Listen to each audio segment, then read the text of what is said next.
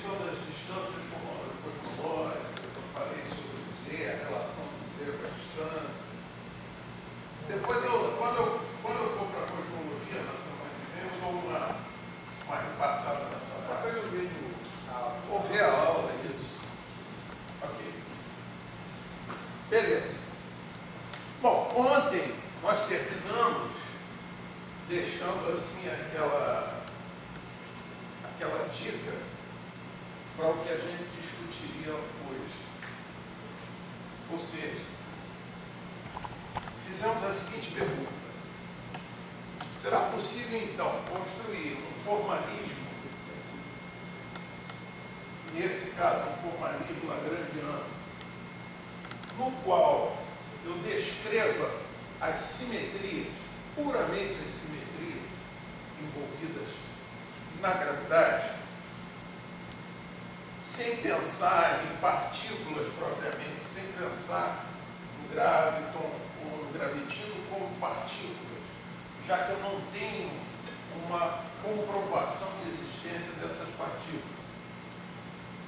Então seria interessante eu montar um modelo, já que simetria, o conceito de simetria é importante para a gente, por isso que eu passei aquele texto do Júlio Vess para vocês. Já que simetria é importante, a tal ponto de eu achar que, conhecendo a simetria, eu entendo o sistema, eu conheço o sistema, então por que não a gente falar de simetrias, pura e simplesmente, sem se preocupar tanto com a questão realística dessas partículas? Tá? Vamos falar de supersimetria, utilizando estes objetos como conceitos, como facetas de uma mesma realidade, e tentar descrever como é que essas facetas se relacionam dentro dessa visão de simetria. Essa é a ideia. Bom, dessa maneira, o que eu estou fazendo? Eu não estou ainda fazendo nenhum tipo de abordagem estocástica desses objetos. Não os estou considerando quanticamente, estou considerando apenas as simetrias. Tá? Depois, fazer uma análise de como eu posso relacionar essas simetrias com background geométrico, que é isso que vai me aproximar um modelo da cosmologia, que é o que eu vou querer depois. Né? Todo esse esforço é para tentar, de alguma maneira, trazer nova informação sobre a estrutura do universo. E aí, por último, do ponto de vista da simetria e da geometria, tentar estabelecer algumas características relacionadas com essas possíveis entidades corpusculares gravitacionais. Certo? Isso seria, vamos dizer assim, um programa básico ligado a esse modelo. Ok?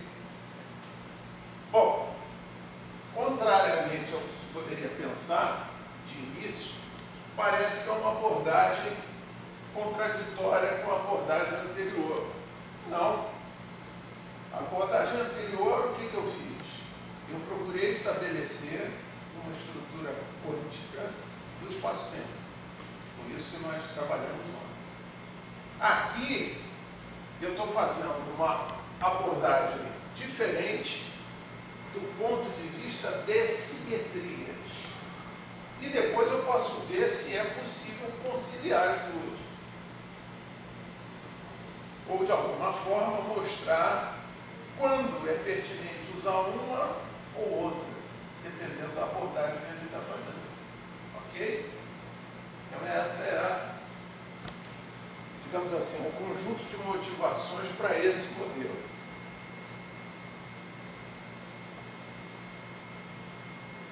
Bom, aqui eu coloquei só algumas generalidades, nesse e outro slide.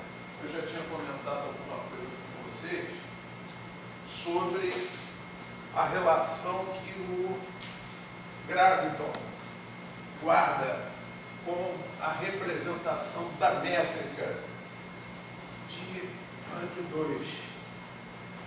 Existe uma relação entre esse spin 2 e o rank 2 do tensor métrico. Isso agora não é muito importante, mas futuramente pode vir a ser. Porque o que acontece? Com esses experimentos de detecção de ondas gravitacionais, embora que pese ainda algum tipo de discussão a respeito, mas admitindo-se que existam as ondas gravitacionais, essas ondas estariam associadas a esse graviton. Da mesma forma como você tem os fótons associados às ondas eletromagnéticas, enfim, você teria esse graviton associado à onda gravitacional. Mas, na nossa abordagem, isso aqui é só uma generalidade, porque de fato nós vamos falar o tempo todo de simetria. E só para recordar com vocês, olhando para essas coisas como partículas, elas são caracterizadas dessa maneira. Ou seja, a supersimetria da gravidade, que a gente chama de supergravidade, é o quê? É a simetria que existiria entre bósons, gravitons e férmions gravitinos. É isso. Dada a beleza das teorias supersimétricas e dado ao fato de que a simetria realmente é uma coisa importante para a física, vale a pena investir na teoria, e é o que tem sido feito, investido na teoria, de várias formas.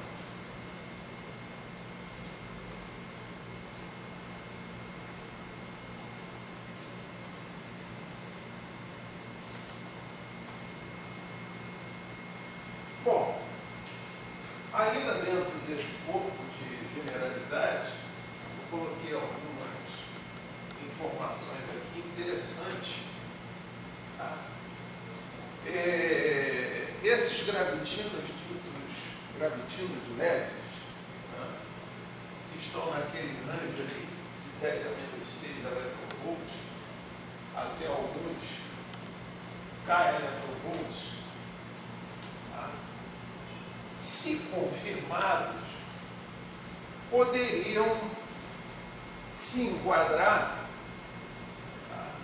como possíveis responsáveis ou parcialmente responsáveis por esses fenômenos. Um deles seria esse do resfriamento, tá, de supernovas. Tá? Os gravitons poderiam estar associados a esse mecanismo ligado às supernovas. E uma outra sugestão que se deu é que esses gravitinos poderiam ser usados para modelar o que a gente chama de energia escura. Já que os gravitinos não são percebidos, e a gente vai ver qual seria a justificativa para que eles não fossem percebidos.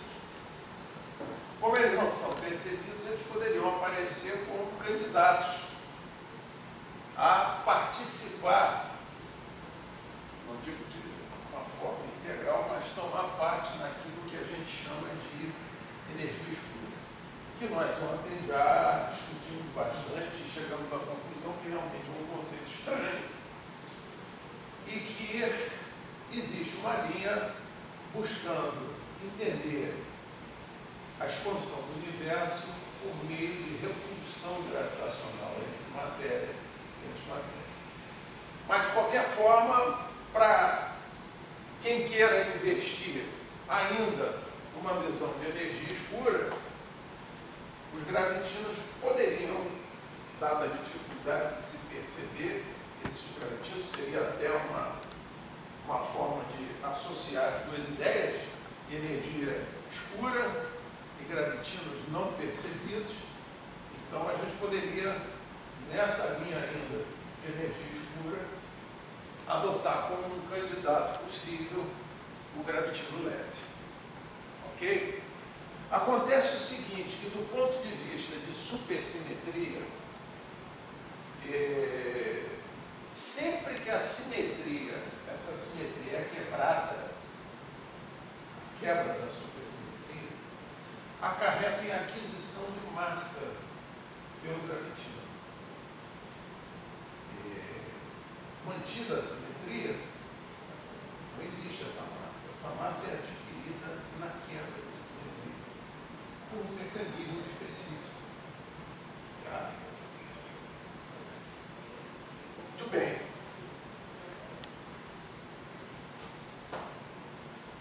Fenômenos de quebra de supersimetria são importantes, porque eles caracterizam toda uma gama de efeitos importantes, que certamente vocês vão ter oportunidade de ver aprofundando mais no estudo de simetria e supersimetria. Tá? Bom, aí, nesse modelo aqui, surge um problema. Já ouviram falar em não localidade? Efeitos de não localidade. Não? Então vamos lá. Um efeito de não localidade é um efeito que sofre, de alguma forma, influência de algo que acontece em uma situação distante. Um exemplo extremo assim que a gente tem de não localidade é o emaranhamento quântico. Certo? Já ouviram falar do emaranhamento quântico? O emaranhamento quântico, ele é tal que, se duas partículas inicialmente forem emaranhadas e separadas em seguida, o que quer que aconteça com uma, automaticamente gera uma resposta na outra, não importa a que distância elas estejam separadas. É. Ou seja, quando tem de campo aí não existe. É um dos fenômenos mais estranhos. Né? E é um fenômeno típico do mundo quântico. Talvez a grande dificuldade de entender o emaranhamento seja que a gente procure entender o emaranhamento numa visão de mundo clássico. Não dá para entender. Então você tem que esquecer isso e entender que no mundo quântico funciona com outras regras, sobre outras leis. É daí que surge o parâmetro de EPR. Isso, exatamente. O emaranhamento é fácil hoje, relativamente fácil, você comprovar com os experimentos de teletransporte que foram feitos. Né? O teletransporte quântico ele é baseado em emaranhamento. E hoje já se consegue teletransportar a uma distância considerável. O último experimento não me lembro, mas eles tinham conseguido, acho que hoje já está em quilômetros, não tenho bem certeza. O último experimento que foi feito. Bem, esse teletransporte, ao contrário do teletransporte que a gente está acostumado a ver na ficção científica, não é um teletransporte de matéria, é um teletransporte de estado. Então eu teletransporto o estado físico de um lugar para outro. Certo? Teletransporte de estado, não de matéria. Pelo menos ainda não é.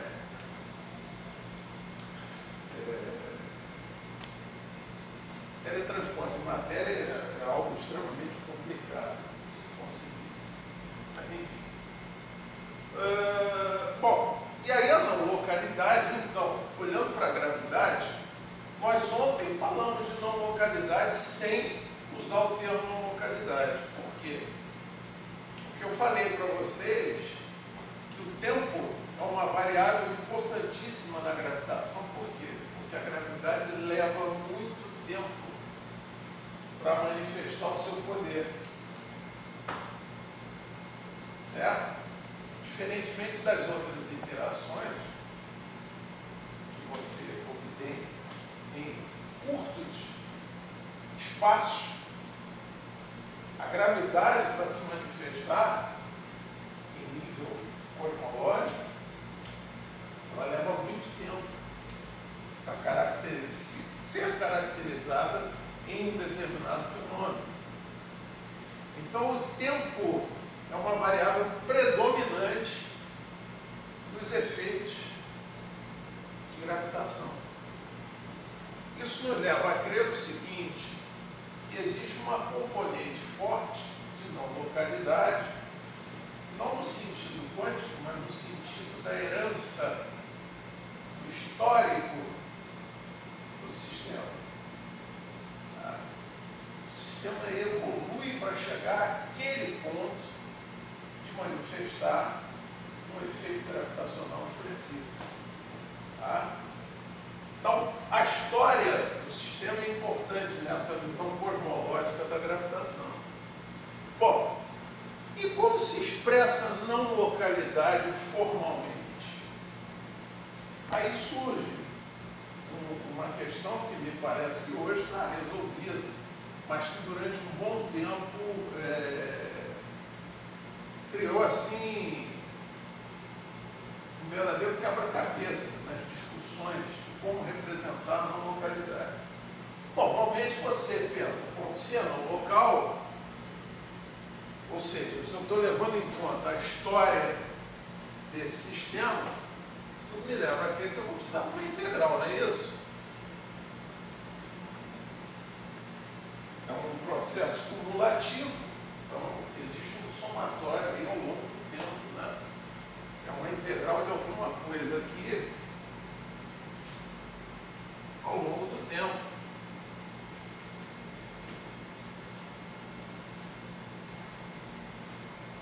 Um termo de não localidade seria caracterizado por uma integral.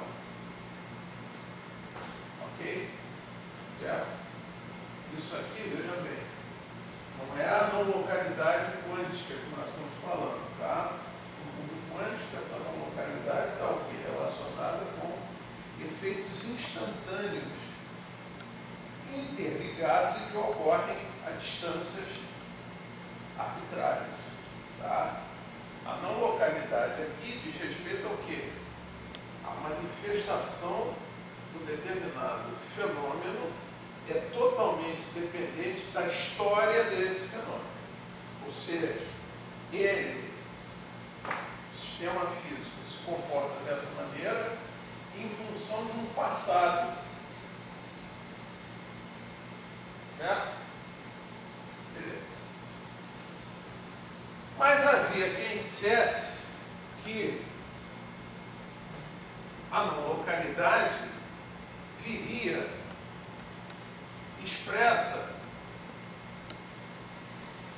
em termos de derivadas de ordens maiores.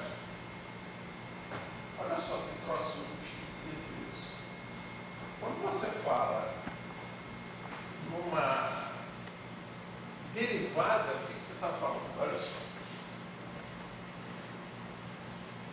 Vamos lá, vamos tentar entender isso. Isso aqui é importante, não só para a física, como também, de certa forma, para a intuição matemática. Vamos imaginar aqui, ó, vou fazer pequeno para poder ir depois aumentando.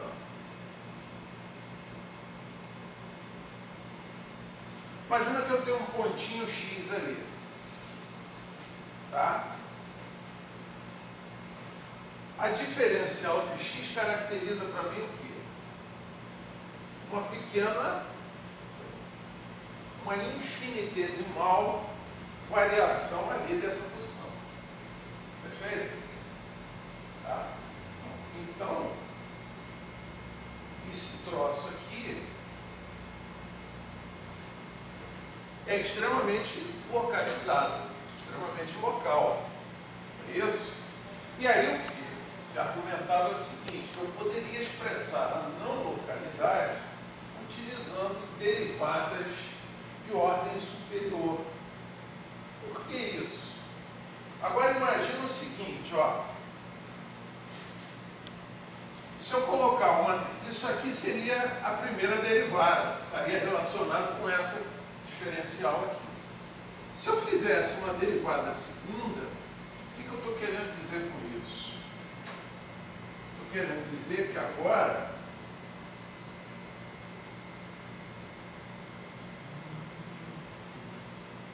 eu estou falando da variação, ó, desse intervalo. É a derivada em cima da derivada. Então é diferencial em cima da diferencial. Certo? Se eu for para a ordem 3, o que vai acontecer?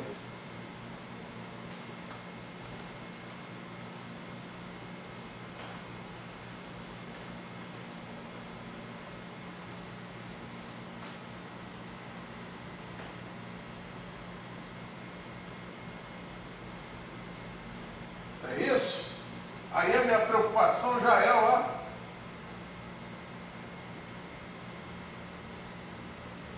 desse azul aqui. Bom, e assim sucessivamente. Então o que acontece? Concorda comigo que isso aqui é menos local que isso? Certo? E concorda que isso é menos local do que isso? O que acontece? Nessa linha de raciocínio, para você obter uma não localidade desse tipo, histórica, quanto é que teria que ser esse N aqui? Infinito. Seria uma derivada. Tá? Mas vai ser infinito, tipo assim, alcançar ou incalçar? E não alcançada mesmo, porque olha só, quando você faz isso aqui é claro, para a gente mostrar a ideia, a gente está colocando segmentos perceptíveis. Mas, de fato, isso aqui é uma continuidade. Assim como isso. Só que o que acontece? Fazer isso é tão contínuo quanto fazer isso. Só que com um problema formal seríssimo. Quanto mais eu aumento as ordens das derivadas, mais difícil fica resolver o problema.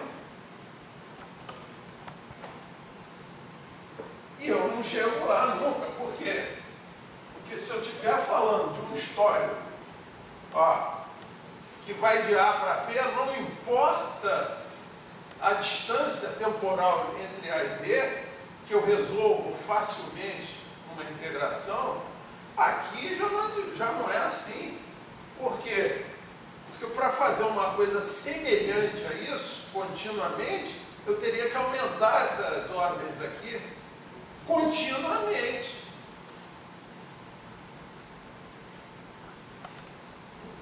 Entendeu? Durante muito tempo, isso que eu estou relatando para vocês é um fato, tá? Tentou-se investir nisso aqui. Implementar não localidade com derivadas de ordem mais elevada, tá? Só que sem falar na diferença conceitual que a gente está discutindo aqui, criou-se um problema formal. Como é que eu resolvo isso? Deu para entender, gente? Se um dia vocês se esbarrarem com isso, que é muito provável, então vocês hoje têm uma compreensão. Isto aqui é menos local que isso. E isto aqui é menos local que isso. E assim sucessivamente. Certo?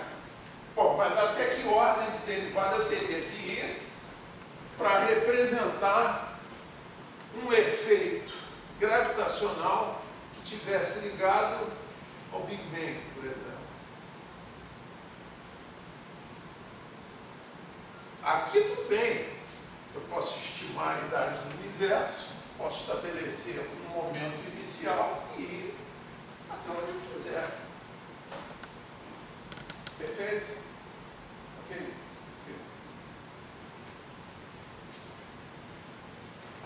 O que acontece hoje? Termos de não localidade, colocados da forma como integrais, tá? Os físicos em geral eles não gostam muito de termos de não localidade no lagrangiano. Ainda há uma certa resistência para isso. Mas existem lagrangianos com termos de não localidade, colocados na forma de integrais. Então, por isso que eu coloquei aqui, ó, essa observação. Ó. Não localidade acaba exigindo de você um esforço filosófico tremendo, a partir disso que a gente discutiu aqui. Você precisa entender a não localidade. Né? Então, ó, quando se introduz o termo de não localidade, neste caso que a gente está abordando, o que você está querendo dizer? Está querendo dizer que existe uma herança herdada no fenômeno no momento em que está acontecendo. Isso. E que você não pode ignorar essa herança. É isso. Ok? A gente está muito acostumado, né, naquela física bem básica, né, que a gente estuda, velocidade instantânea, né, posição instantânea, aquelas coisas bem, né, localizadinhas. Né. Na verdade, são abstrações, porque se você for querer analisar o sistema, tem toda uma herança que tem que ser considerada. Mas eu tendo a ver isso um pouco como uma representação não como não localidade, mas como uma causalidade do efeito inicial. Mas como é que você define causalidade? Boa pergunta sua, mas a minha também é boa. Por exemplo, no caso de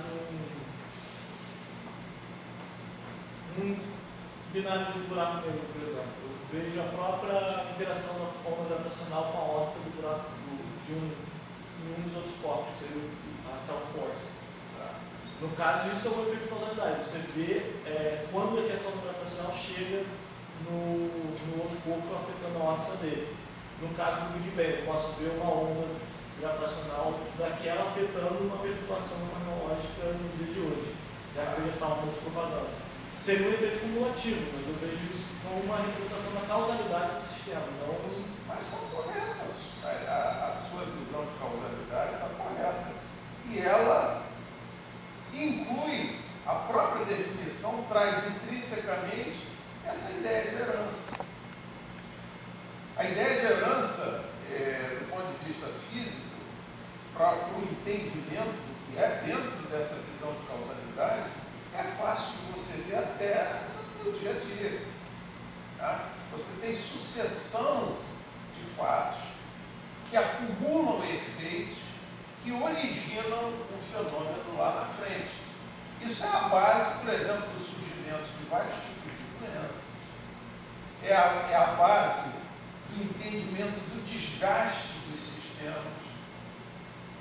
Se, por exemplo, um automóvel está num determinado estado, você olha assim para o estado, poxa, esse carro aqui é 2010, mas olha o estado dele. Só que você olhar o estado, você fala sobre a história dele. Existe uma sucessão de eventos que levaram àquela situação. Então, assim, o que você está dizendo é, na verdade, uma constatação da herança, ou seja, do histórico. Não dá para falar de um... Então, olha só, são abordagens diferentes. Tá? Quando eu falo de evolução, que é o que nós estamos falando, né? Que a gente vai terminar o curso falando de cosmologia.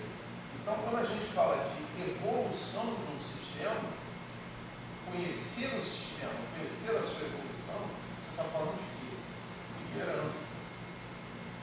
Houve um estado inicial, né?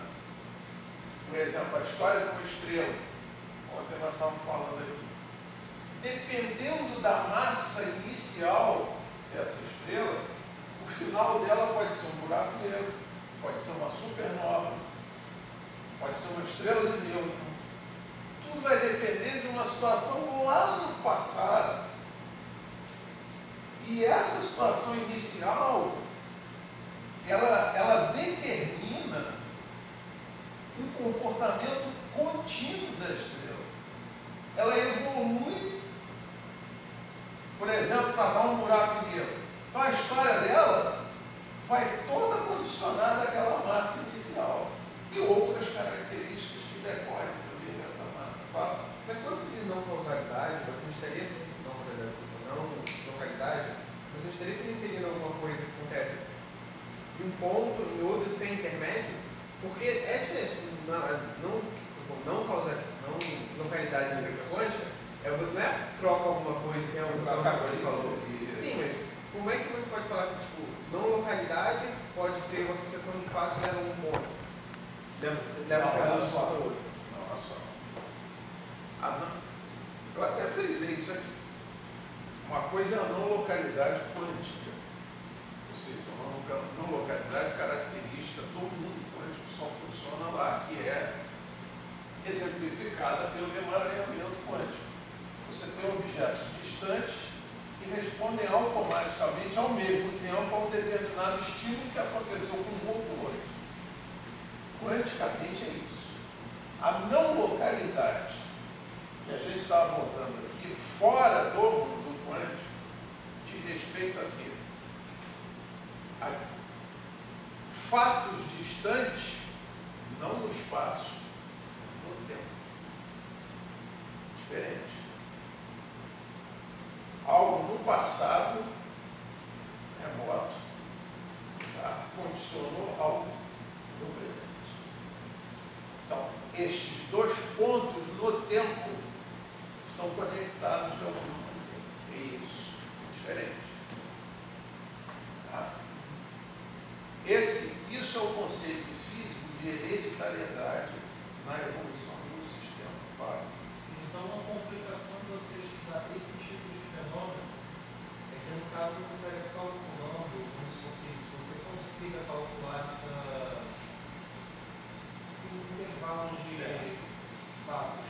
Você não estaria calculando, no caso, a matéria atual, e sim em um determinado momento que você começou a estudar ela. Sim, Essa é a complicação. é isso aí. É isso aí. Então, no caso dessa hereditariedade que o senhor falou, se for um evento não local, não teria essa hereditariedade, porque um fenômeno acontece instantaneamente quando uma partícula Você acontece está a falando outra. do mundo quântico? No mundo quântico. Isso. Seria isso? Isso. No caso, Isso. a informação, uma partícula aqui e outra em Andrômeda, se estão emaranhadas, isso acontece ao mesmo tempo. Exatamente. Aí, no caso da Por hereditariedade, estranho que pareça, não, olha só, é isso aí. Por estranho, resumindo isso que você está dizendo, no mundo quântico, o que é que acontece?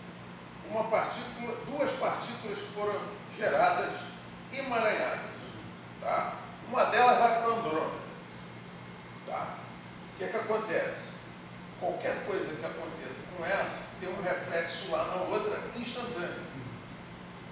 Ou seja, é como se elas existissem fora do tempo. É isso aí. Isso aí não tem, não é a mesma coisa do que isso aqui. Exatamente. Porque aqui eu estou dentro do tempo. E nesse caso delas eu estou fora do tempo. Tá certo? É isso aí. Mas mesmo se você quiser entender por esse caminho da hereditariedade, você também consegue enxergar isso. Por quê? Porque a resposta lá está condicionada a quê? A uma situação inicial, que foi a criação das duas partículas emaranhadas. Entendeu? Só que nessa situação quântica, como na visão clássica, um sinal leva um tempo para ir de um lugar a outro, tá? Então isso levaria um tempo. Na situação clássica é assim, e na quântica é como se não existisse o tempo. Essa quebra essa localidade, né? Exatamente, fala. Não existiria, exatamente. No caso do emaranhamento quântico, por exemplo, que você deu para Certo. ter uma outra neurônio, por exemplo. Certo. O histórico delas, então, de alguma forma, que tivesse, por exemplo, neurônio, seria afetado de alguma forma, modificado? Por exemplo, que tecnicamente as duas seriam uma cópia. Então, tecnicamente estaria existindo a mesma matéria em dois lugares ao mesmo tempo. Então, essa segunda, ela não seria afetada de alguma forma, modificada pelo histórico de não ser o Bom, original? aí existe o seguinte, olha só, aí você já está entrando numa outra questão que merece ser explicada, que é o seguinte. Vamos lá.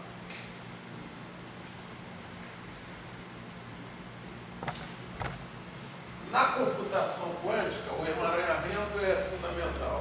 Tá? Então a gente costuma chamar uma partícula de Bob e a outra de Honey.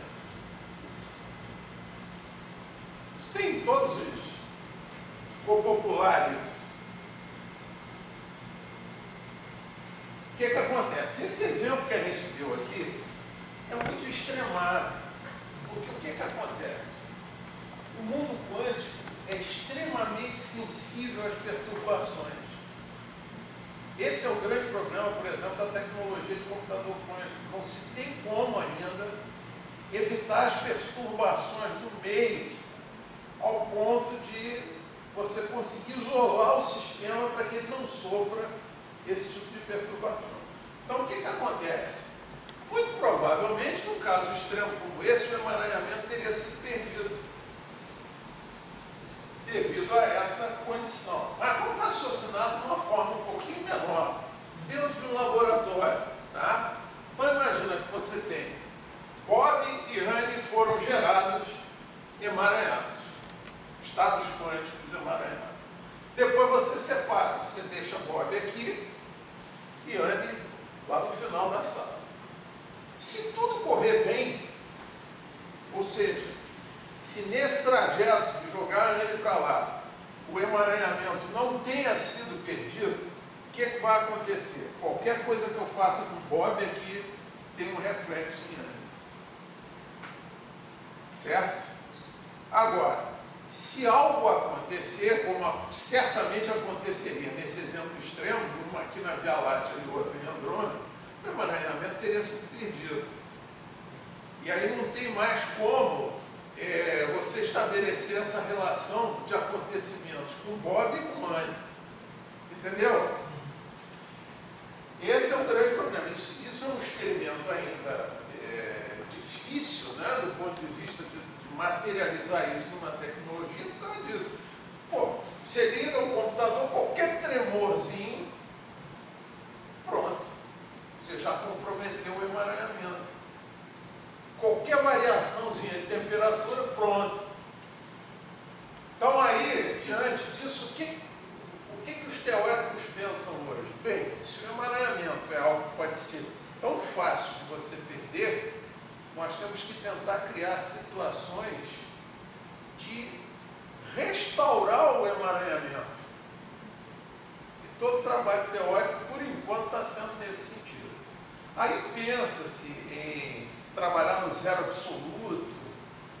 Tem uma série de teorias ali para tentar evitar essa influência, entendeu? Essa perda de emaranhamento. É só uma pergunta assim, se você emaranha duas partículas, e essa caneta também serve de partículas, eu emaranho todas as partículas dessa caneta aqui, há a possibilidade de eu duplicar essa caneta, tipo assim, uma caneta, outra caneta, e emaranhar as duas partículas de cada caneta e teoricamente, sim. Mas o problema, com matéria inanimada, isso ainda é de alguma forma factível. Né? Você está falando de teletransporte, né? De alguma forma. Isso. O problema é o seguinte, o que acontece? Se você, vamos supor, para você teletransportar, vamos falar em termos do que existe em teoria quântica mesmo, para não falar de ficção. Para você você teletransportar essa caneta, você teria que teletransportar todos os estados de todas as partículas dessa caneta. Seria isso. Tá? Então eu estou teletransportando os estados e lá na saída do teletransporte eu teria que ter o quê? Poderia ser uma impressora 3D com esse material aqui, recebendo só a informação dos estados e imprimindo uma nova caneta. Isto é uma forma de teletransporte. Só que aí essa aqui continua existindo. Tá? E lá é uma duplicata. Eu não tirei essa daqui e levei para lá. Porque teletransportar a matéria é complicadíssimo. Isso não quebra um pouco a ideia da termodinâmica? Não parece assim? Porque você está criando outra coisa. Aparentemente fere. Mas se você for fazer dessa forma como eu estou falando, dessa maneira como eu estou falando, você não contradiz nada da termodinâmica. Porque na verdade você tem matéria lá disponível para moldar outra caneta. Tá? Você estaria afetando a termodinâmica, né, pelo menos os princípios básicos, aí você está falando de uma termodinâmica quântica, né, se você não tivesse essa matéria lá disponível para imprimir uma nova caneta. Né? Seria o grau teletransporte. Seria o verdadeiro. Né? O mais legal. Seria o mais legal. Mas é tipo assim. Seria o da mosca, né? Você viu a mosca, né? Da mosca. Seria tipo um boneco voodoo, assim? Seria tipo um boneco voodoo, tudo que eu estou com a caneta aqui, a outra também sente. Se o emaranhamento não fosse perdido, isso é uma situação totalmente, um experimento imaginário, né? Se eu fosse teletransportar os estados de todas essas partículas dessa caneta para lá, para o outro polo de teletransporte, sim. Se acontecesse alguma coisa com essa, haveria uma resposta na outra. Mas só que isso, na prática, nunca aconteceria. Por quê? Porque o mundo clássico perturba o mundo quântico. Aí o emaranhamento se perde. Esse é o problema. Entendeu? O emaranhamento é uma coisa muito sutil que acontece em condições extraordinárias e respeitadas uma série de constraints, né, laboratoriais aí para você poder experimentar o teletransporte. Beleza? Ok?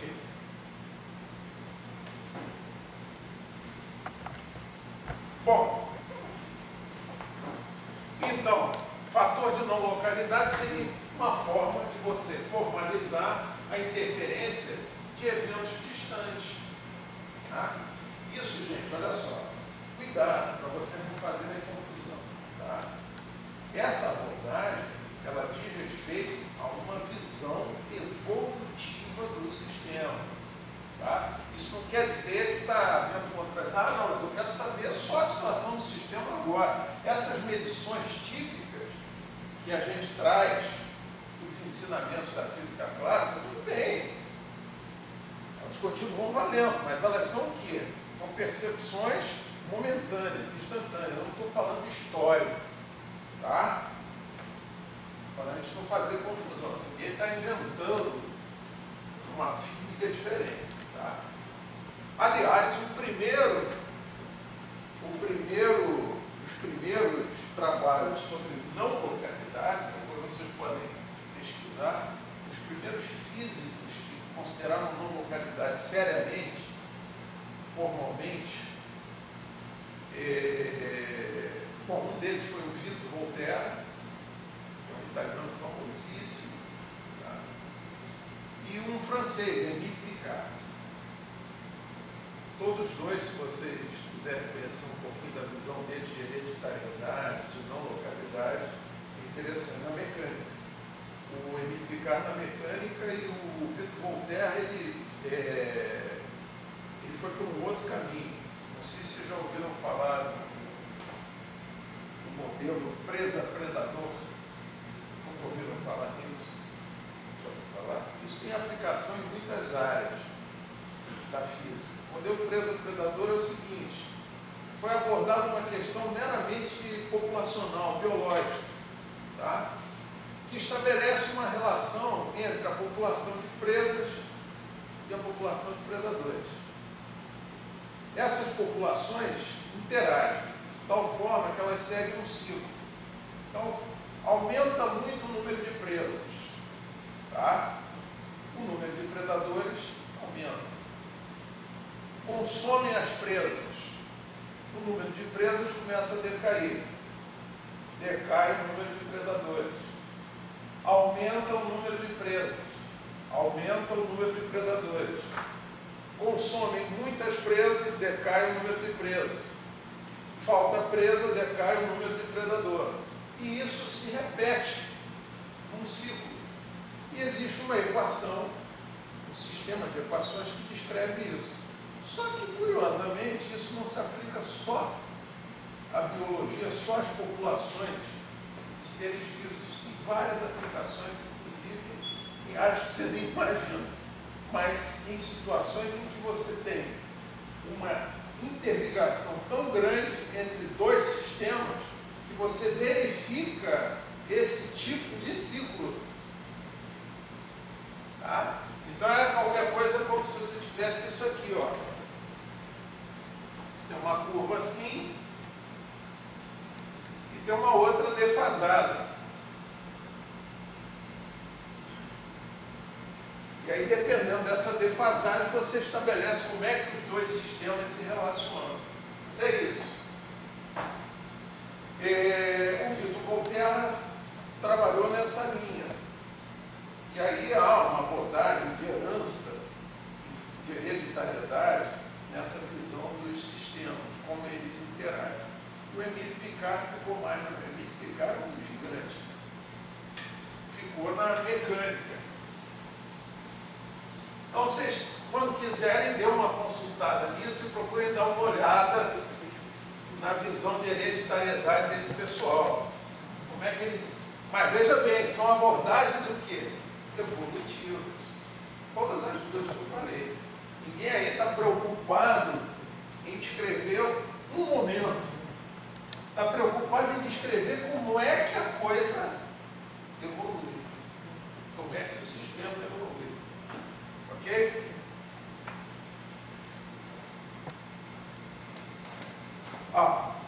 Aqui eu chamei a atenção, ó, gravidade como um agente cósmico da formação de quê? Cúmulos de galáxias, sistemas solares, tudo resulta de quê? Efeitos cumulativos da gravidade, em grande escala. A gravidade, ou seja, a gravidade se torna expressiva em grandes escalas. Ou, se houver uma gravitação quântica, em pequenas escalas, mas aonde? Em singularidades gravitacionais.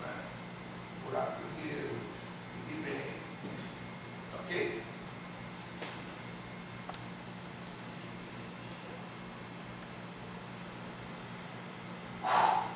Vamos lá. Vou explicar isso aí com calma.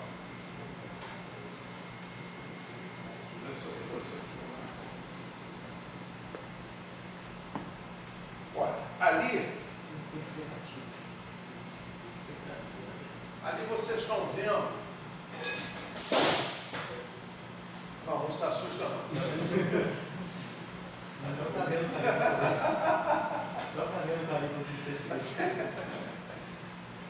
Vamos lá. Isso aqui já é um pouco de, digamos assim, uma transição já para a cosmologia, né? Que a gente vem falando aqui. Existe um modelo chamado modelo do queijo suíço. Esse modelo é muito simples, né? Ele imagina o seguinte: bom, como é que eu concilio essa ideia de universo inhomogêneo e universo homogêneo? A ideia do queijo suíço é muito legal, porque ela diz o seguinte, olha, existem bolhas, buracos de inhomogeneidade no universo. Só que esses buracos são distribuídos, juntamente com o resto da matéria, de forma homogênea. Né? Então eu tenho pequenos universos, subuniversos inhomogêneos, um todo que é homogêneo. Isso aqui é legal porque, por exemplo, a gente verifica que, ontem nós falamos sobre isso, a gente verifica que o universo é inhomogêneo até mais ou menos o quê? 100 megaparsecs. É como se nós estivéssemos dentro de uma dessas bolhas aqui. Ó, Oi? sério? A ideia é essa. Já que você olhando para qualquer lado, você verifica num âmbito de 100 megaparsecs, num raio de 100 megaparsecs, a mesma inhomogeneidade, é razoável você supor que está dentro de uma bolha dessa, de inhomogeneidade. Tranquilo. Só que existe o quê? Antes de eu entrar em detalhes ali, vai haver o quê? Aqui eu tenho uma geometria, uma métrica aqui dentro, que eu vou chamar aqui só para efeito de uma Gemini, aqui, e uma Gemini barra aqui fora. E existe uma junção.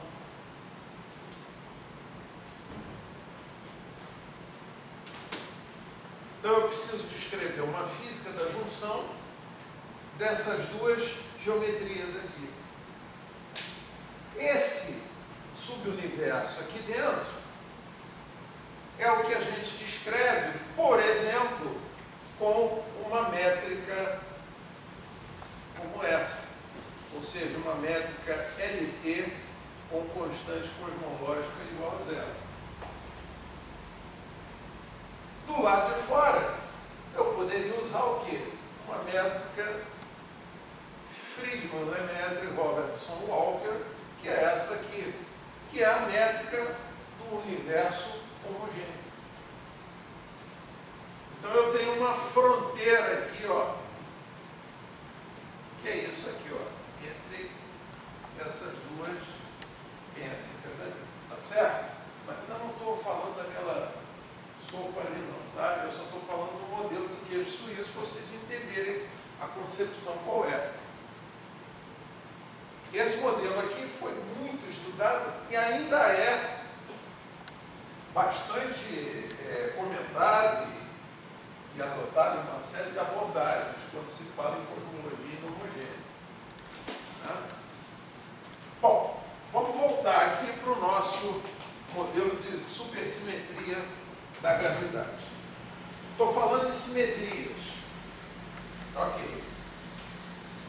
Supersimetria em gravidade significa a simetria que existe entre gravitons, esse G grande aqui, e gravitinos, esse G pequeno aqui. Tá? Bom, vamos imaginar o seguinte: bolhas de espaço-tempo podem existir de várias maneiras. Isso aqui, por exemplo, é uma bolha.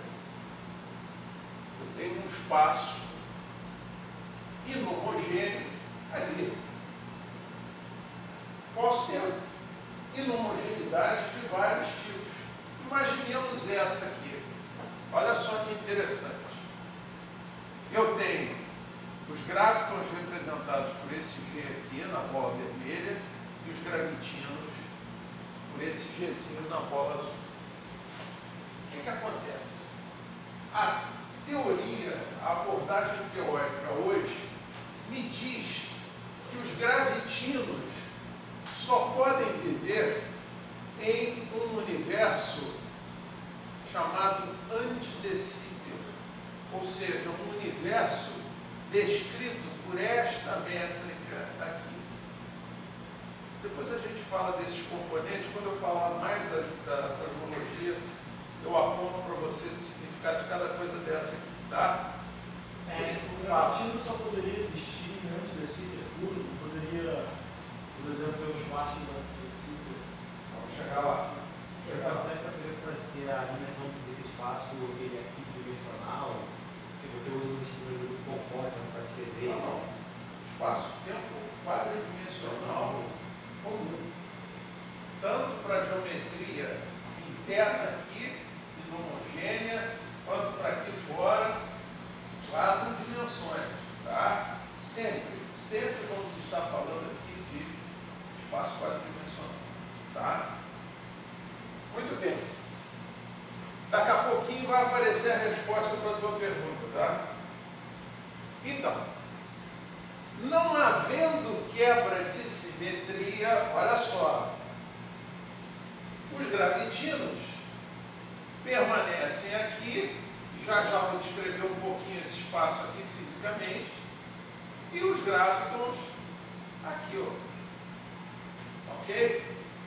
Bom, isso aqui eu estou chamando de uma fonte. O que seria essa fonte de gravitinos aqui? Poderia ser uma estrela de nêutrons, por exemplo. Tá?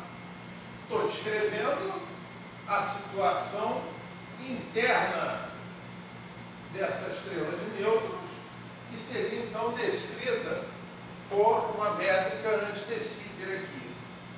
Olha só, a situação inicial, sem quebra de simetria. Tá? Então eu tenho gravitinos vivendo muito bem aqui dentro, nesse universo ADS, tá? E gravitons tranquilamente aqui, ó, em Friedmann, Lemaitre e Robertson-Walker. Cada vez estamos mais próximos disso, se realmente se confirma que existem as ondas gravitacionais. Né? Então, vamos partir desse princípio. Bom, mas o que acontece? Se houver quebra de simetria, quebra de supersimetria, esse gravitino, ó, ele adquire uma massa.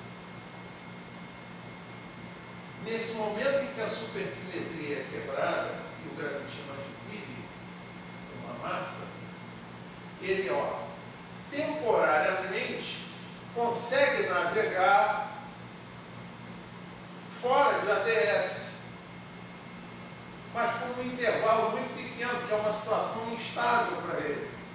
Logo, ele vai ser convertido por supersimetria em um parceiro gráfico. Tá? Então, se ele existe um espaço-tempo que não seja plano, ele vai decair. Seria por esse modelo aqui. Tá? Daí a dificuldade de você determinar a garantia. Porque ele, na verdade, sobrevive muito pouco fora da situação de simetria. Com quebra de supersimetria, ele sobrevive pouco como gravitino. Ele tende a se manifestar como gráfico. A quebra de simetria força ele a ter uma massa, e ele com massa, ele é instável e decai. Isso. Mas isso significa que a quebra de simetria sempre vai existir se ele não estiver num espaço-tempo plano? Se ele não estiver no espaço ADS, sempre vai haver. Mesmo que seja um ADS esbaixo no Mesmo. A ideia inicial é essa é a hipótese inicial. Tá? Não, isso é uma hipótese. Isso é uma hipótese. Até porque tudo tem que ser hipotético quando fala de gráfico e gravitino, porque a gente não tem constatação de tudo. Tá? Que a gente tenta descrever com uma certa lógica um universo que pudesse ser dominado por essas partículas do ponto de vista de gravitação e tentar explicar por que não se detecta nenhuma nem outra. Essa é a ideia. Tá? Muito bem. E aí, gente, o que acontece? O fenômeno inverso acontece. Já que eu estou falando de simetria. Tá? Eu também tenho gráficos chegando atravessando essa junção e sendo espelhados em gravitínios. Tá? Bom, aí o que acontece? Você repara aqui que eu coloquei, ó, constante cosmológica zero aqui, constante cosmológica menor que zero aqui, constante cosmológica maior que zero. Tá? Isso para tentar definir para vocês um cenário mais ou menos adequado ao modelo padrão, pensando na existência de uma constante cosmológica. Muito embora eu possa trabalhar com LD com constante cosmológica diferente de zero, sem problema nenhum. Tá? Isso aqui é só para desenhar um cenário um pouquinho mais organizado para a gente poder entender. E lembra que eu botei um Rzinho aqui, ó, um R tio aqui, depois eu vou falar sobre ele. Ó, tem um Rzinho tio aqui. Não está muito visível não, mas ele está aqui. Apontando aqui, ó, para essa junção. Ó. Ok? Está mais ou menos claro o modelo em si? Beleza. Guarda ele na cabeça um pouquinho, tá? É muita coisa para falar em pouco tempo. Então a gente precisa acostumar a cabeça com o físico, né? Tá.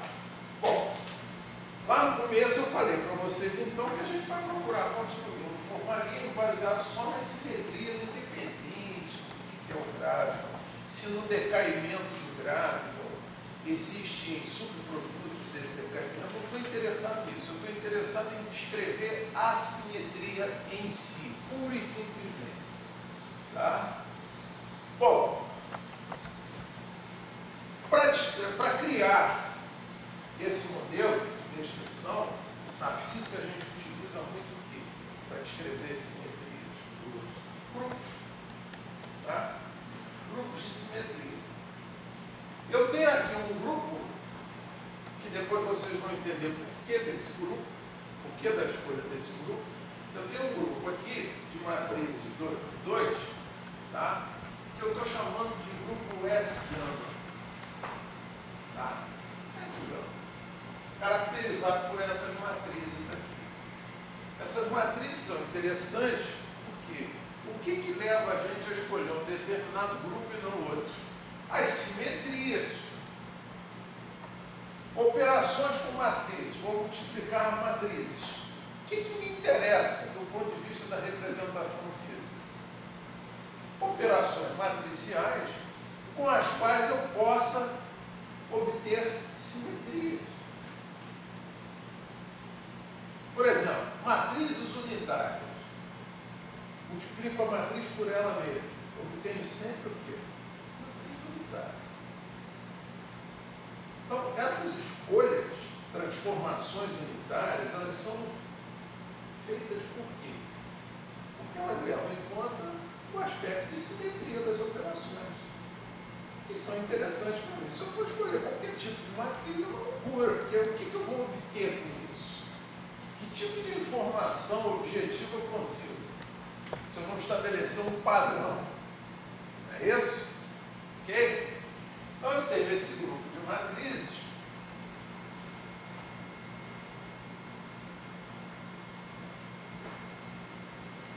E agora, olha só, que interessante. Ao invés de falar de gravitínios e gravitons, eu estou falando de simetrias que eu chamo de gravitores. Então, gravitor é um objeto que representa a simetria que existe entre gravitons e gravitínios. Ok, muito bem. Esses gravitores, olha só, o G grande, graviton, o G pequeno, gravitino, são descritos por essas matrizes comunas muito semelhantes aos espinores. Tá? Não tem nada de novo aí. Operacionalmente é totalmente similar. Tá? Então, olha só. Gravitons repara, os gravitons sempre com a matriz unitária lá em cima. Isso aqui são matrizes, tá? Matriz 2x2 unitária e as matrizes que a gente já conhece, os sigma, né? Matriz de Pauli. Né?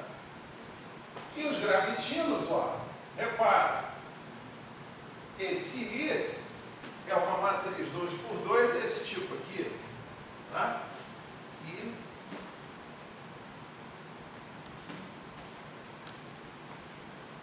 é aquele I ali, ó. Certo?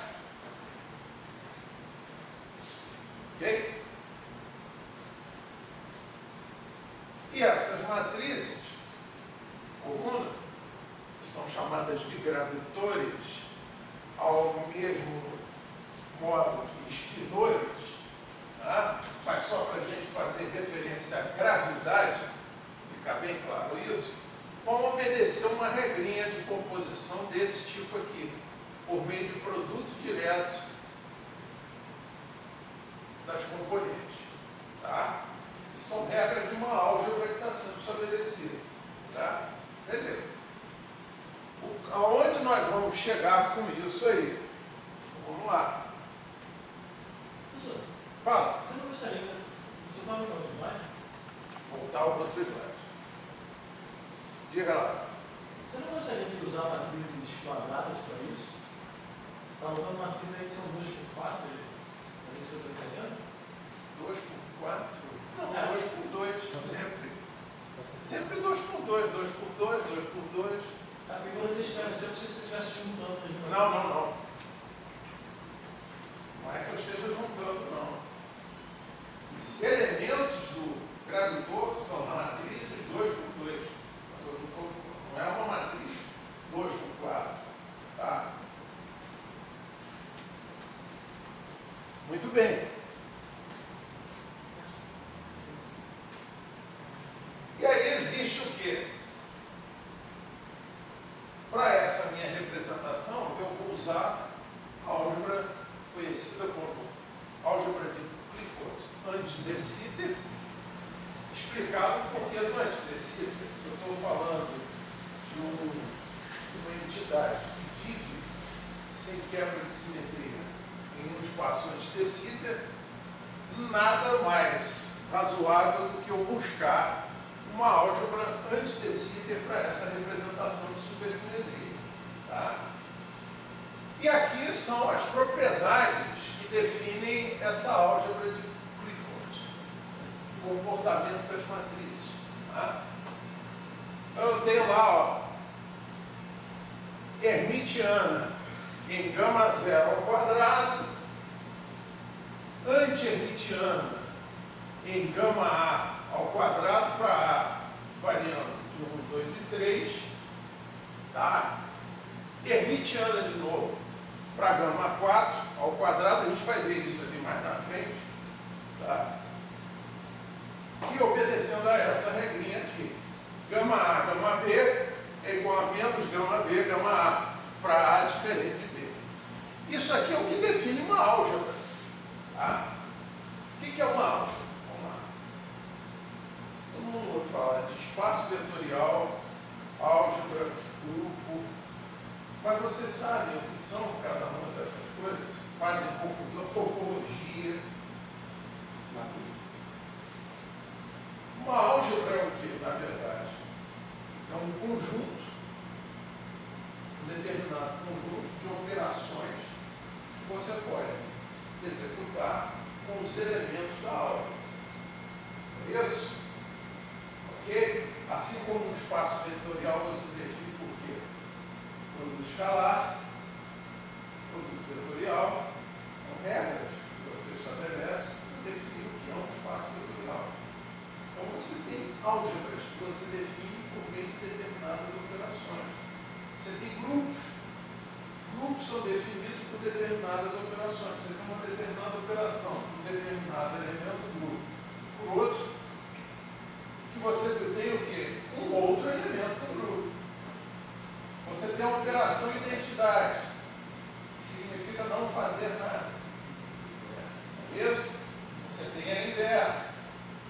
Então, são essas coisas que definem esses instrumentos matemáticos de representação. Assim, a álgebra é definida dessa forma. E aí? E aí eu tenho o seguinte, as matrizes, ó, dessa álgebra de Clifford, que eu criei aqui, ó, são matrizes desse tipo, que por sua vez são construídas às custas de matrizes desse grupinho aqui, que foi apresentado. Então, ó, essas matrizes da álgebra são tais que, multiplicadas pelo gravitor, seja de gravitino ou graviton, me dá o respectivo parceiro.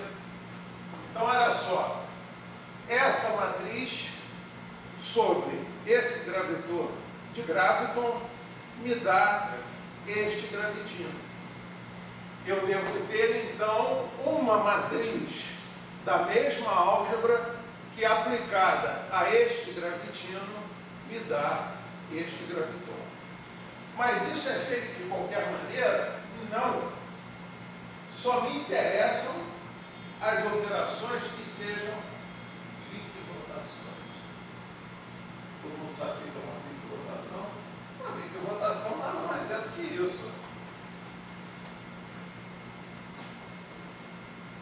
Ó, esse I2, se eu fizer uma Wick-rotação dele, Wick-rotação nesse I2, vai me dar o quê? Menos 1, 0, 0 e menos 1. Ou seja, a Wick-rotação nada mais é do que o quê? Uma multiplicação pelo número imaginário. Grosso modo é isso. Estou Wick-rotando. Tá? No plano, onde eu tenho uma representação complexa, né? Aqui o I e aqui o X, seria equivalente a multiplicar o X pelo I. Então eu faria uma... Isso. Isso é uma Wick-rotação. Ou seja, é um parâmetro, é um elemento de simetria que eu escolhi. Então não são escolhas arbitrárias de matrizes, nem de gravitores, são escolhas tais que eu sempre consigo obter um como Wick-rotação do outro. Então, se vocês olharem aqui, ó, voltando lá, ó,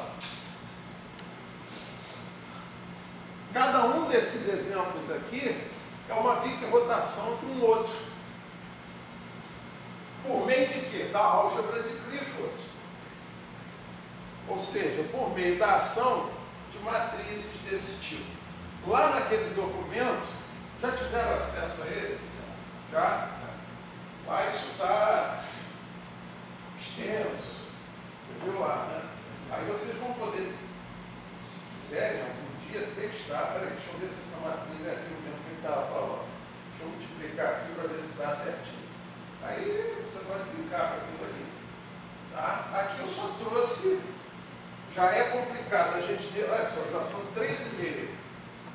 Não dá para a gente colocar tudo aqui. Aqui é só a ideia contida lá, exemplificada aqui. Tá? Então, a moral da história é a seguinte, antes de falar desse lagrangiano aí, a moral da história é a seguinte: o que o físico faz? Bom, simetria é importante. É o que vai me permitir entender o sistema. Ok. Como eu vou representar essa simetria? Aí já é um problema de representação. Ok, vou escolher uma representação. Vou trabalhar com matrizes, vou partir de alguns pressupostos teóricos que eu já estabeleci. Nesse caso aqui eu sei que eu preciso trabalhar com uma álgebra antidecíclica, porque na verdade eu estou trabalhando com um espaço antidecíclico. Ok.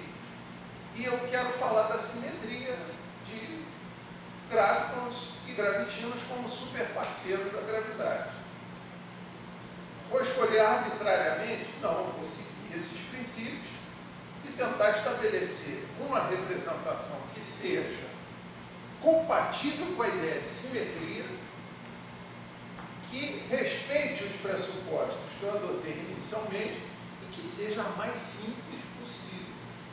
Ou seja, a simplicidade é um requisito de elegância da teoria. Mais simples, mais elegante.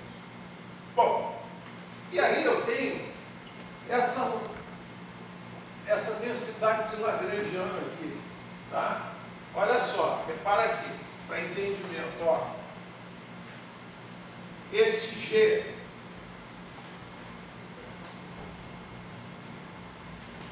esses sketchzinhos que aparecem aí não tem nada a ver com probabilidade, tá? Vou explicar o que é. Eu tenho esse G assim, tenho esse Gzinho assim. Isso aqui significa o seguinte: esse G, que é o campo relacionado com o grávido, é algo mais extenso do que está escrito aqui. Então, para dizer que isso aqui é algo mais extenso, eu estou colocando dentro desse sketchzinho aqui. E imaginando, ó, esse maior para cá, como sendo o quê? O gravitino saindo de ADS. E esse menor para cá, falando do graviton chegando. Então é isso. ADS, para não confundir as nomenclaturas, tá? Então, o que acontece? Eu tenho uma densidade de Lagrangiano ali, que fala para mim o quê?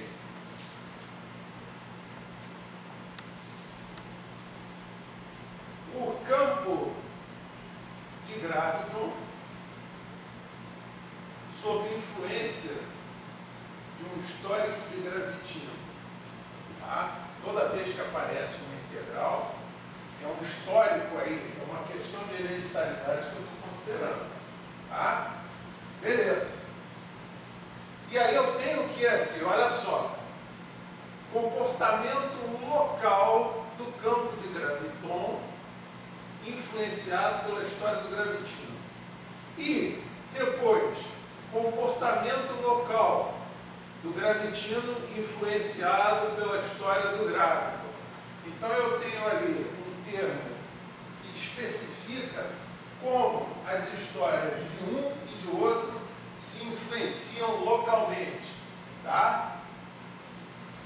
Ok, esse Lagrangiano é tal que, se eu aplicar a equação de Euler-Lagrange, eu vou obter isso aqui, ó,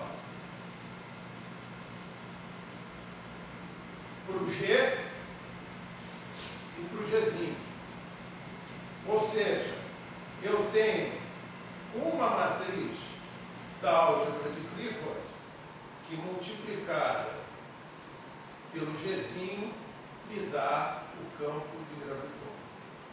E, inversamente, eu tenho uma matriz da mesma álgebra que, multiplicada pelo campo de graviton, me dá o gravitino.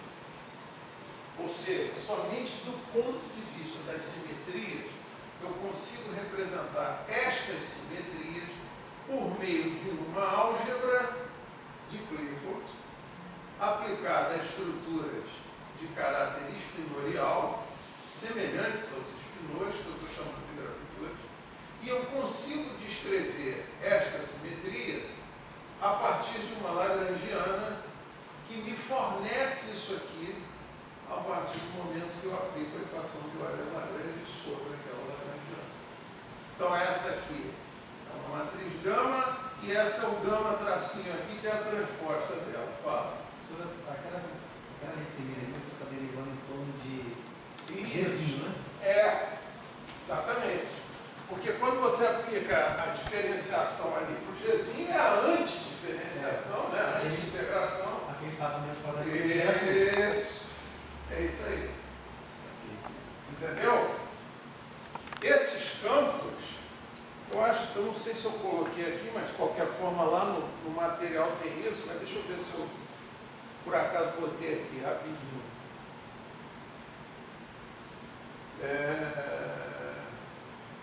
Não, Lá no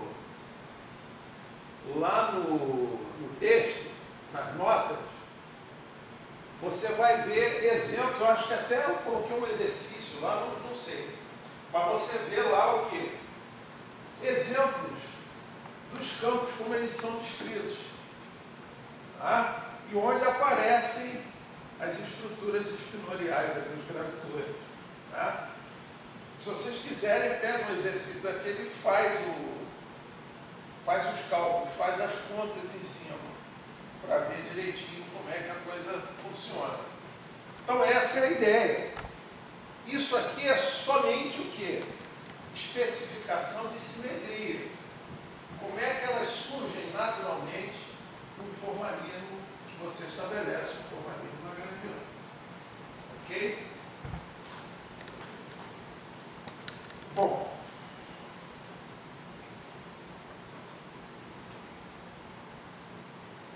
se eu aplicar, já ouviram falar do teorema de Gödel? Ouviu falar, né?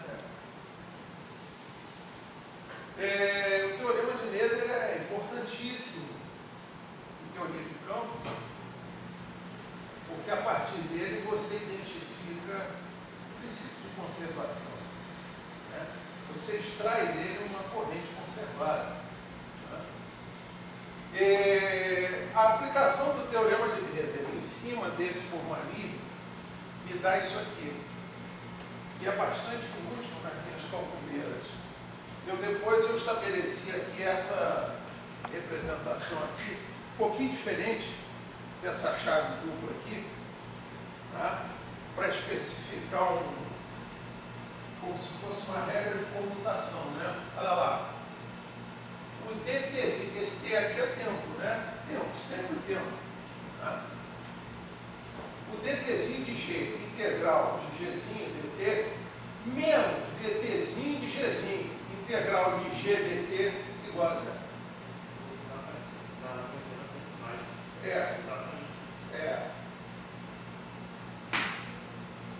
Lá na Lagrangiana está mais, por isso que ali não. Né? Lá está mais. Tá? O professor pode Qual? depois do DT? Oi? Pode cortar o DT? Cortar o DT. Você pode colocar. Não, cortar o DT você não pode, porque na verdade. Mas dele vai da fração, né?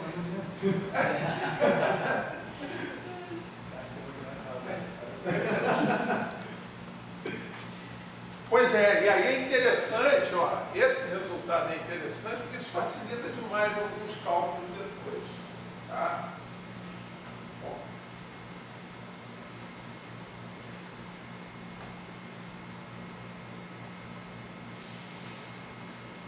Resumindo aqui um pouco, o que de mais importante a gente colocou como premissa, como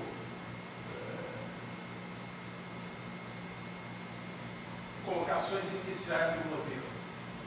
Eu parto do princípio que os gravitinos vivem em regiões ADS, que naturalmente são regiões instáveis.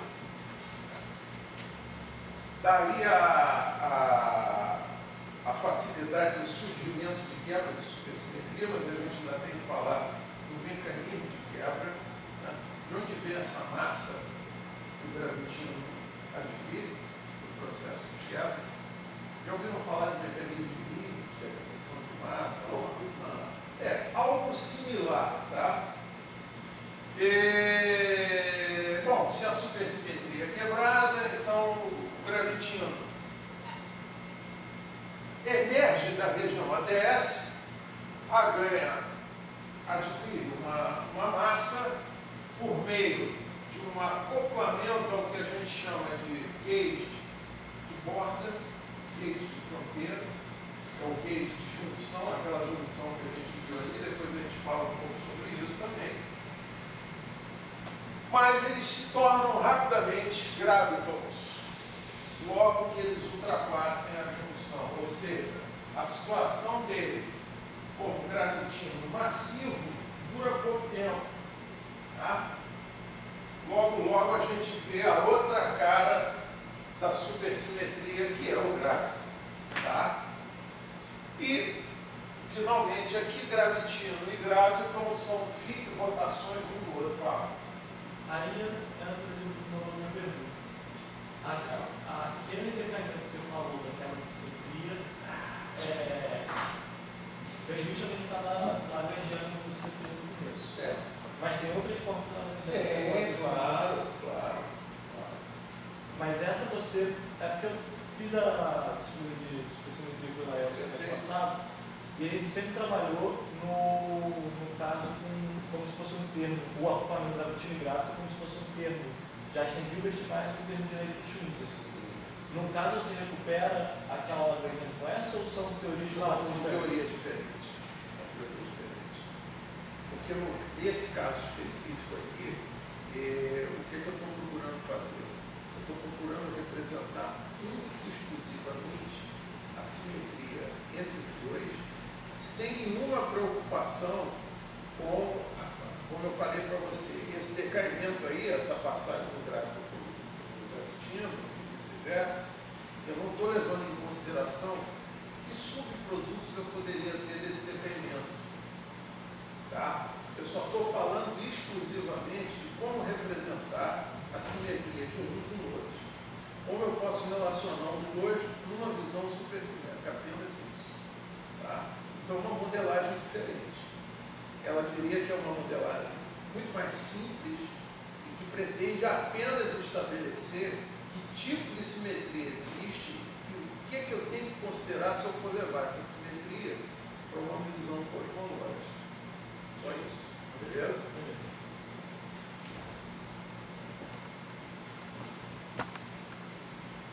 Aliás, esse curso do Elael é muito bom, né? Eu fiz ele na minha época também. Fui aluno do Elael várias vezes. E fiz supergravidade com ele. Eu li a quântica do campo, eu li a clássica do campo. Nossa, fiz um monte de matéria com ele. Os cursos dele são muito bons. Além de tudo, ele é uma figura humana extraordinária.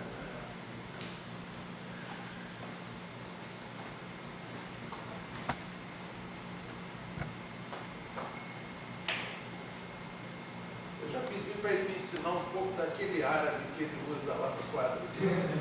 Eu acho aquilo lá show.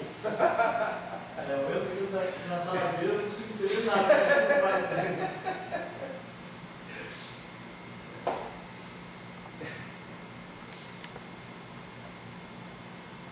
Bom, dá tempo aqui da gente fechar esse ciclo aqui. Beleza. O que acontece?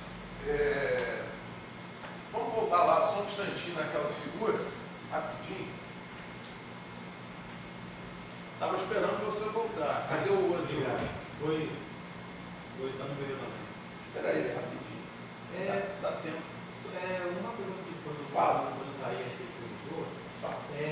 eu fico batalhando muito com o meu orientador, porque ele fala que construir Lagrangiana é uma arte. Né? Você pode encontrar é uma arte. Concordo inteiramente.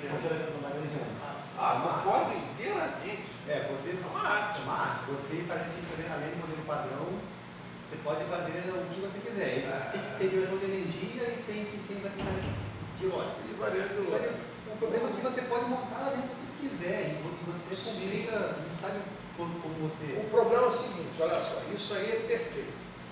Montar uma Lagrangiana é uma arte.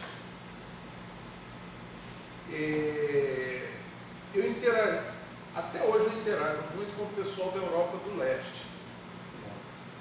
Eles são fantásticos para trabalhar com modelagem lagrangiana. Porque como é realmente uma arte, eles se posicionam de uma maneira muito aberta para trabalhar com isso. É claro que saem os lagrangianos que não têm significado nenhum, ou não são muito úteis, mas isso eles mesmos reconhecem no processo mesmo de estudo. Né? Mas o que acontece? Ao mesmo tempo que criar o Lagrangiano é uma arte, né? E pode ser uma arte muito abstrata, né? Existe essa questão do feeling do físico para você poder, daquela diversidade absurda de Lagrangiano, você selecionar um lagrangiano que realmente transmita o significado que você está buscando. Aí vem a parte da fenomenologia um pouco também, né? Isso! Os experimentos. Pronto. É isso aí. Porque assim, o trabalho do físico é misterioso até o momento que você se torna físico. Depois você entende como é que as coisas são. Existe arte, por isso que se compara muito a física com arte. Com uma composição musical. Eu que sou músico, a vida inteira eu fiz essa conexão.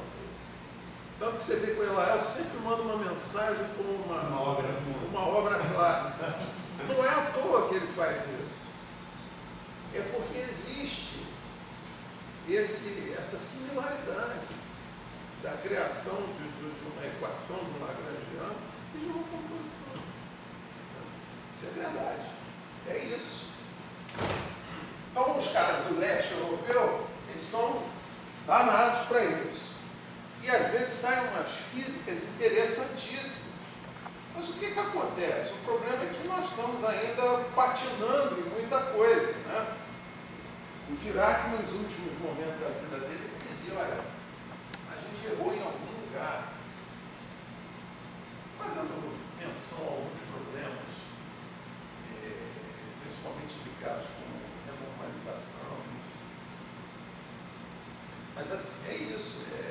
A gente tem um instrumental, você repara que vocês são muito jovens para fazer essa comparação, mas eu posso transmitir uma parte para vocês e outra vocês percebem. Repara como a física avançou pouco nos últimos 30 anos. E repara como avançou estupidamente no início do século até a metade. Tá? Você pega, eu hoje pego, por exemplo, artigos de 2000, 2002 e tal, pego recentes agora de 2014, 2015, os problemas, a mesma coisa insoluta, negros, questões abertas. E isso mostra que, aparentemente, os nossos instrumentos, a nossa linguagem, os nossos recursos estão se esgotando. A gente está precisando de alguma coisa nova. Mas foi justamente o período desse que aconteceu logo antes do advento de relatividade geral. É verdade. Espero que a gente esteja perto disso, né? Para eu poder ver um pouco disso também. Não foi o Lord Kelvin que falou que só tinha 2 problemas para resolver? Foi. O efeito, a catástrofe ultravioleta. Qual era o outro? E o imperialismo de Mercúrio. Não, ele falou o problema do éter e o problema do corpo negro. A questão do corpo negro. Tinha 2 nuvens, o problema do éter, que não tinha sido deitado ainda, e o problema do 2 problemas só que hoje estão dando que falar. Verdade, é incrível. Mas sabe que há isso que você falou é verdade, só que há uma diferença da situação pré-relativista e de hoje. Repara que hoje parece que a humanidade como um todo está se tornando meio que desinteressada de algumas coisas e vivendo muito à custa de colagens de tecnologias. Já reparou isso? Como nós estamos nos tornando cada vez mais tecnológicos, trabalhando em colagens do que propriamente criando coisas novas. Não acho que o mundo está muito teórico, não? Eu acho que está muito experimentalista. Você tem eu acho que o teoria. Brasil está assim, lá fora. Muito teórico, né? Lá fora lá fora você tem mais investimento, né? Você tem recursos. Não sei se você meio que inverso do que aconteceu no final do século XIX. Porque no final do século XIX, todo mundo achava que a visão newtoniana de física podia explicar todo o universo. Também, agora há pouco, o Lord Kelvin achava que esse problema, problemas menores, que visto todo o avanço newtoniano, podia resolver. Você acha que hoje, com a passagem do século XX, a gente tirou um pouco o pé no chão, você vê que a gente quântica, realidade geral, não são coisas tão triviais, entende? deixa uns 20 anos pra cá, o pessoal não tá se importando muito em viajar na física, assim, tá muito teórico. Precisa fazer avanços tão grandes. É verdade, Os avanços agora que precisam são muito formais. Porque tá muito caro para fazer experimentos, para poder comprovar essas teorias. Não Agora, é questão de experimento, estou falando da questão teórica mesmo. Você esbarrou em umas coisas que são muito formais. Não é só você ter um insight físico do que está acontecendo. Então, as próprias teorias de renormalização acabam sendo muito mais matemáticas do que isso. Exatamente. Os maiores físicos agora falam item, ele tem um prêmio Nobel, então na verdade é físico. O maior trabalho do cara é matemática. Exatamente. Mas isso é o que o Nambo ele coloca. Hoje, parece que há uma tendência cada vez mais para uma preocupação matemática do que propriamente com Eu acho que física. isso vai muito reflexo, porque a gente está se tornou ok chegar numa física não tão objetiva, como se para a realidade, entende? Então as pessoas estão pulando. Tem um físico teórico, o nome dele, que ele falou: se um dia provar que a teoria dele estava errada, ele ia continuar trabalhando com ela, porque para ele aquela visão é a visão mais bonita de universo que tem. Esse cara não é físico. Sim, pode ser muito bom, mas ele é físico. Cara, olha, só para resumir isso, eu acho assim, o ser humano é extremamente complexo. Né? Quando a gente fala assim do exercício da ciência, existe o aspecto da coletividade, mas existe a individualidade de cada um. Para alguns, pode ser muito difícil ter que abandonar uma determinada ideia, que talvez tenha levado quase que a vida toda para o cara chegar àquilo ali. Tá? É um direito que ele tem continuar vendo o universo daquela forma. Tá? Embora isso não diga respeito a uma atitude coletiva da ciência. Tá? Mas assim, eu acho que nós estamos, para resumir, eu acho que nós estamos meio perdidos. Nós estamos num momento em que existe muita tecnologia, tá? Para resolver problemas do dia a dia. O homem está se tornando cada vez mais cercado de conforto, de facilidade. Isso está levando a uma certa preguiça mental, sem dúvida nenhuma. Tá? Excesso de coisas prontas, de tecnologia disponível, aperta o botão aqui, aparece uma simulação, aperta outra. Essa coisa da simulação. Eu acho que a dificuldade hoje, não tanto para a gente que está na universidade, vocês que são professores, mas acho que o pessoal está começando, está na escola, está no colégio, é a abstração de toda aquela informação. Eu acho que o diferencial das coisas que vem acontecendo nos últimos 20 anos, pelo histórico, com tudo que já aconteceu e tudo mais, é que a tecnologia está fazendo com que a humanidade pense menos e ela abstrai menos a informação. E a gente vê esse tipo de resultado, inclusive em pesquisas. Sim. Principalmente em pesquisas. Eu consigo observar que antes havia uma preocupação por parte de muitos cientistas de abstrair toda aquela informação para explicar de uma forma mais simples. E hoje essa informação está sendo jogada de qualquer forma para ou você, se você entendeu, se você não entendeu, se ferrou. Com certeza. E exigindo principalmente dos novos estudantes, da gente que está na universidade, a elevar o nosso nível de conhecimento, ou elevar o uso da matemática de uma forma tão absurda que acaba se perdendo de tudo aquilo que acaba. Concordo muito com essa colocação e outra coisa. Você quer ver um exemplo disso aí que você falou, para tornar mais claro o que ele falou? Em função, olha só, um pequeno exemplo, que eu não estou desvalorizando, tem seu mérito, mas olha só o que isso acarreta. Você pega um computador, você faz simulações às custas de integração numérica. Só o fato, tem sua utilidade, claro que tem situações que você não tem outro jeito. Mas só que agora, tudo é simulação numérica. Você abre mão de buscar solução analítica.